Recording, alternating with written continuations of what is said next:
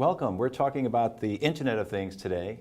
Jim, thanks for joining us. What actually is the Internet of Things and what's the big deal? Yeah, good question. So it really is about connected devices. I mean, Nest is a good example of an internet-connected thermostat that learns how you live and you can control from anywhere.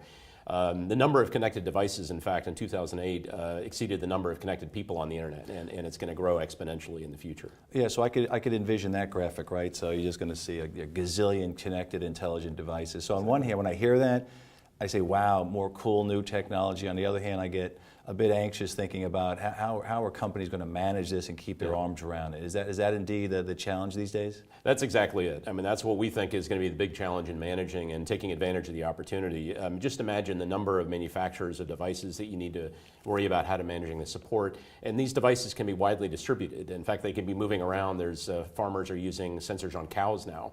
And so thinking about how you manage that kind of complexity from a support perspective is exactly the challenge that organizations are facing.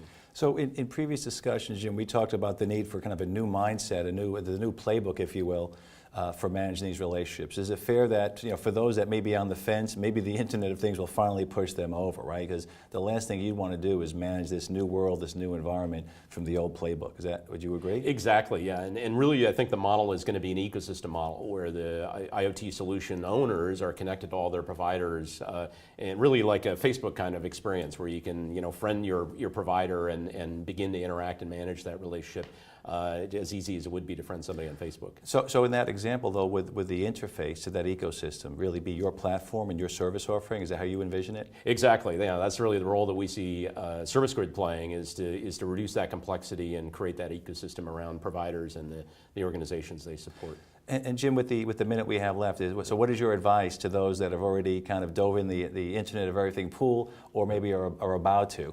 Well, I think about that complexity up front. Don't wait until the solution is deployed, and make sure that you put in place a framework to make sure that you can manage all those separate relationships and reduce the complexity before you get into having to deal with it in the future. Great. Jim, thanks again. My pleasure.